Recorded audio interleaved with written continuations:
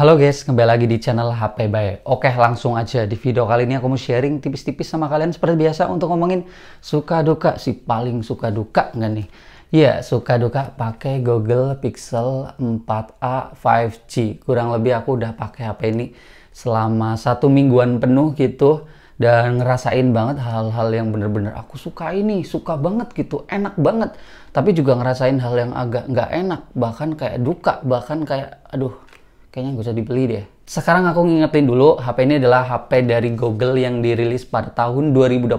Jadi bisa dibilang untuk HP second masih fresh banget. Umurnya kayak iPhone 12 series guys. Dirilis 2020, kala itu harganya di sekitar 7 jutaan karena ini bukan seri flagshipnya. Flagshipnya kala itu adalah Google Pixel 5. Dan kalau ngomongin harganya sekarang, itu di pasaran Shopee yang aku cek nih barusan waktu aku beli juga. Ini di harga 2.200.000 untuk kondisi terbaik. Kalau kondisinya nggak bagus, ada minus-minusnya dikit, bisa nyentuh di angka 2 juta aja. Nah, kira-kira worth it atau mending di skip aja nih HP? Tonton video ini sampai akhir. Oke guys, aku akan memulai pembahasannya seperti biasa pada bagian yang aku sukai dulu di HP ini. Pertama nih, pada bagian desain dan body. Sampai hari ini aku masih senang-senang aja dengan desainnya. Ada logo Google-nya juga tuh. Jadi pakai HP ini kalau dibawa ke tongkrongan atau temen lihat tuh kayak suka nanya, ini HP apa kok ada logo Google gitu. Aku juga suka dengan finishing body pada bagian belakangnya yang ini simple aja gitu, matte. Jadi ini nggak licin sama nggak bercak sidik jari. Ditambah lagi HP itu HP yang compact parah. Ya buat kalian pecinta HP kecil atau nggak pengen punya HP yang ribet kayak HP zaman sekarang yang rata-rata gede, terus berat, terus bulky, bawaannya di tangan tuh penuh, di HP ini enak parah guys. Karena layarnya cuma 6,2 inci. Beratnya cuma 168 gram dan tebelnya cuma 8,2 mm. Jadi HP ini HP yang compact, ringan dan tipis. Dibawa kemana-mana, dipegang, terus masuk kantong, nyaman. Suka yang kedua pada HP ini pada bagian layarnya. Seperti kalian lihat untuk model layarnya aja ini udah keren. Kamera depannya udah punch-hole, titik bulat, dan ini di samping. Jadi berasanya lebih full aja ini guys untuk view-nya. Kayak berasa lebih lega aja kalau menurut aku. Aku lebih suka modul kamera yang depan di samping gini guys daripada di tengah. Menurut aku itu ya selera. Tapi terlepas dari itu, HP-nya juga punya bezel yang cukup simetris. Kanan, kiri, atas. Bawahnya juga sebenarnya nggak tipis banget, tapi kalau dibandingkan HP zaman sekarang ya ini nggak setebel itu gitu. Di sini lumayan simetris aja meskipun yang bawah sedikit tebel. Tapi jangan salah, untuk kualitas layarnya ini udah maksimal menurut aku karena udah pakai panel OLED HDR, ukuran layarnya 6,2 inci, jadi nggak kegedean dan nggak kekecilan juga guys. Resolusi layarnya juga udah tinggi guys di 1080p, bahkan kerapatannya juga mantep banget di ukuran 6,2 inci, tapi kerapatannya udah 413 ppi. Jadi yang aku rasakan nih, layar OLED punya ciri khas layar yang nggak kayak IPS jelas. Di sini udah kayak layar HP mahal. Warna yang ditampilin tuh berasa pekat keluar gitu, gonjreng istilahnya, dan warnanya juga berasa lebih padat aja gitu guys. Kerapatannya tinggi, jadi layarnya ini juga tajam.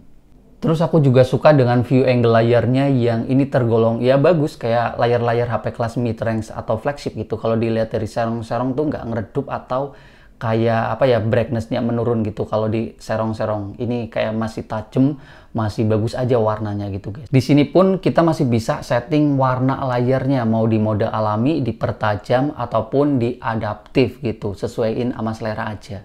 Kalau ngomongin perlindungan layar, di sini juga sudah ada Corning Gorilla Glass 3. Jadi di depan ini sedikit tahan gores dan untuk sentuhan tentunya lebih enak. Selanjutnya suka yang ketiga di HP ini pada bagian speakernya. Ya, ini speakernya pertama nih udah stereo, ada 2 di bagian bawah sama di bagian atas. Aku jujur nih pakai iPhone 11 Pro yang lagi buat ngerekam, aku juga ngerasa ini speakernya bagus ya karena HP mahal gitu dulunya.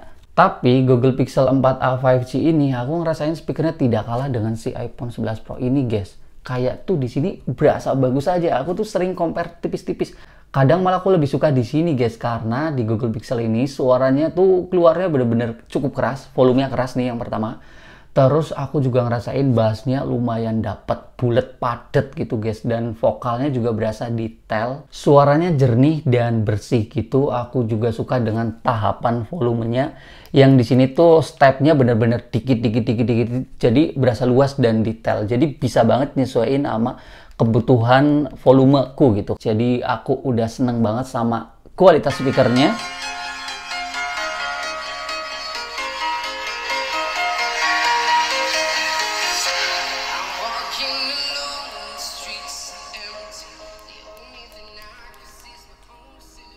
Suka yang keempat pada bagian user interface. Ya, ini mah ciri khas HP Google Pixel banget dari bar atas, terus logo-logo aplikasinya, terus juga bloatware aplikasi bawaannya sedikit, dan ini juga soal software juga terjamin banget. Bahkan aku waktu beli itu kan ngeluh ini Androidnya masih di Android 12 kala itu, tapi tiba-tiba aku dapet update software untuk nge-update HP ini yang sekarang Androidnya sudah di versi Android 14. Gila nggak sih? Ini HP tahun 2020 yang biasanya HP lain tuh ya jelas udah nggak dikasih software update, tapi di sini masih tuh Android yang terbaru nih guys. Jadi soal kenyamanan, keamanan juga bakal lebih terjamin lagi. Ya pokoknya kalau ngomongin user interface ini harus dicobain langsung guys. Bener-bener bicara soal feel. Kalau UI menurut aku kayak pakai HP yang satu sama HP yang satu nih, kalau ngomongin user interface udah kerasa nih bakal cocok kemana, tiap orang tuh beda-beda. Tapi Google Pixel 4a 5G ini menurut aku wah gila sih, UI-nya tuh berasa enteng, simple dan ringan gitu, nggak ada kayak gitu-gitulah, enak banget pokoknya guys. Selanjutnya suka yang kelima pada bagian kameranya guys. Ya ini jelas banget HP Google Pixel itu udah terkenal kameranya bagus. Kameranya di belakang ada dua nih, tapi no gimmick, bagus banget. Utamanya 12 megapiksel, kamera tambahannya ini ultra wide di 16 megapiksel. Ultra wide-nya malah lebih tinggi ya. Kamera depannya di 8 megapiksel. Ini udah kayak resolusi HP iPhone yang tidak mau gembar-gembor guys. Untuk hasil foto di pencahayaan yang cukup, ini warnanya menurut aku punya ciri khas yang tone karakter Google Pixel. Yang nggak berasa terang banget, dipaksa terang gitu, terus warnanya dipaksain. Di sini berasa cukup natural, nggak berasa lebay gitu guys. Karakter tone warnanya itu kalau menurut aku kayak foto yang udah diedit, tapi editannya nggak lebay. Kayak udah cukup estetik gitu guys. Jadi tinggal upload tuh unik aja nih guys hasil jepretan Google Pixel. Kalau ngomongin ketajaman gak usah ditanya, ini tajam banget. Fokus detailnya juga bagus, padahal waktu motret itu nggak ada istilah tap fokus gitu. Tinggal cepret aja tapi hasilnya detail dan menyeluruh gitu guys. Tajamnya gitu kayak merata gitu.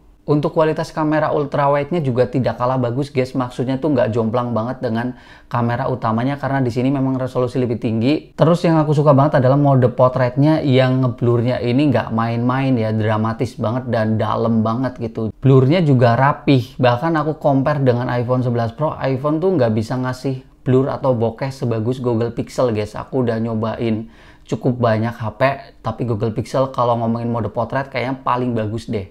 Untuk foto malam hari, nah ini kekuatan Google Pixel guys. Mode malamnya itu bagus banget. Punya gambar yang lebih terang, tapi terangnya nggak aneh-aneh.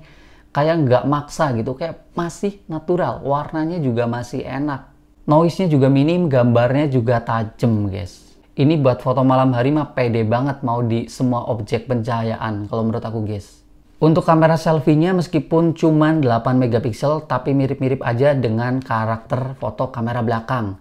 Ya di sini ada fitur tambahannya yang bisa zoom in, zoom out gitu, bisa selfie yang sedikit lebar atau agak nge-zoom ke muka dengan ngasilin gambar yang masih tajam banget, detail gitu. Fokus tajamnya juga merata gitu guys di objek fotonya. Mode potretnya juga bagus banget, rapih gitu, dan ini blurnya juga dalam gitu. Jadi bokehnya berasa tajam gitu guys. Ngeblur di bagian background itu bener-bener apa ya, flat gitu. Blurnya tuh gitulah, bagus menurut aku. Untuk selfie malam hari juga hasilnya masih bagus-bagus aja guys. Tapi untuk selfie malam tuh kadang-kadang karakter warna kulitnya kadang suka terlalu saturasi atau kuning gitu. Itu aja sih minusnya. Tapi untuk itu masih bisa diatur-atur guys. BTW di sini ada fitur juga untuk foto itu bisa diganti-ganti tuh kayak karakter warna sama brightness-nya bisa disetting langsung di sini guys. Untuk video tidak kalah bagus guys. Di sini untuk kamera belakang videonya bisa mentok di 4K 60 fps dan stabil. Gila sih.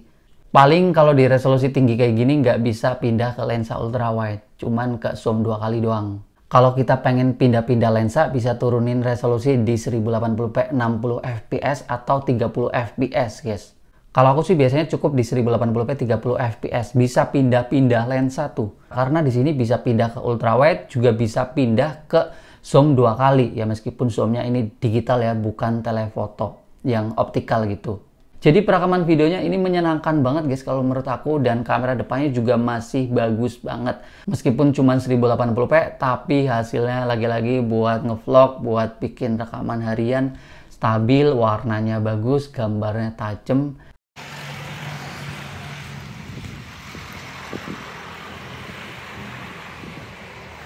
Selanjutnya suka yang keenam pada bagian performanya. Di sini sudah pakai chipset Snapdragon 765G. Ya, RAM-nya juga udah cukup 6GB, internal 128, tidak kecil-kecil banget gitu, dan memorinya juga udah bertipe UFS. Barusan aku cek skor Antutunya, bisa dapat Antutu di 409 ribuan. Dan simpelnya HP ini untuk kebutuhan multitasking harian, ngejalanin aplikasi yang cukup banyak, buka tutup gitu, itu masih lancar banget. Jarang banget aku ngerasain kayak muat ulang atau nge-refresh atau kayak gitu aplikasinya keluar sendiri ngeblank gitu. Sama sekali tidak ngerasain guys. Buka tutup aplikasi sana sini ngerasain lancar dan garcep dan satset aja ini HP berasanya guys. Kalau ngomongin gaming di sini aku nggak bisa cerita banyak karena aku nggak nyobain HP Google Pixel kayak gini buat main game guys. Nanti aku bakal ceritain pada bagian dukanya. Oke guys, barusan aku udah sharing pada bagian hal yang aku sukai, mungkin juga kayak kelebihan yang ada di HP ini, tapi tonton juga hal yang aku rasain duka di HP ini, keluhan, kekurangan, ini bisa jadi pertimbangan dan kayak alarm nih, lampu merah buat kalian yang mau beli HP ini, coba dipikir dulu. Yang pertama, HP ini gampang panas. Ini adalah hal yang barusan kenapa aku nggak main game banget dan nyobain banyak game di HP ini, karena udah nggak yakin aja gitu guys, kayak ya pakai HP ini tuh untuk kebutuhan pemakaian ringan aja, jangan dipakai buat main game. Karena untuk sekedar ya dipakai simple-simple, nggak main game nih buat harian, tapi pakai jaringan data ya, bukan pakai wifi. Udah ngerasain anget-anget tuh guys, suhunya bisa nyentuh di 40 derajat gitu, itu belum pakai buat main game ya. Kalau HP-nya panas juga buat main game gampang frame drop gitu guys. Kalau main game kayak sekedar Mobile Legends sekali aja, aku ngerasain suhunya malah bisa nyentuh di 45, 46 gitu. HP-nya gampang panas dan banyak resiko lain yang terjadi waktu panas. Kayak waktu foto-foto aja di siang hari gitu, ini kameranya suka overheat kalau HP-nya panas dan disuruh keluar dari menu kameranya. Sama sekali nggak bisa motret guys.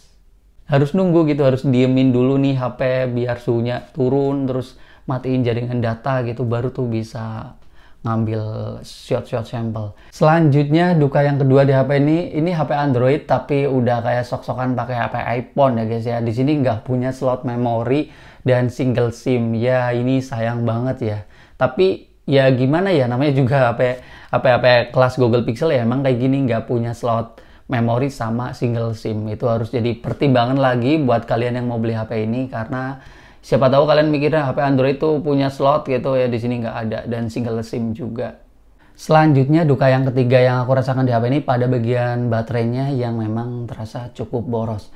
Ya meskipun tadinya aku mikir ya pakai HP ini tuh ada niatan buat dijadiin daily driver sebenarnya, karena kalau aku ngeliat nih kapasitasnya 3800 mAh gitu, cukup gede untuk standar HP masa lalu. Biasanya di kelas HP limbah Jepang atau HP seumurannya gitu, baterainya rata-rata 3000 mAh kayak di Sony Xperia. Dengan HP compact kayak gini tuh biasanya baterai kecil, tapi ini kan gede, 3800 gitu guys. Nah aku cobain HP ini dari baterai 100% ke 10%, cuman dapat screen on time di 4,5 jam gitu guys. Nggak tahu nih kalau aku coba mainin brightness rendah, mungkin pakai wifi, mungkin bisa tuh tembus di atas 5 jam.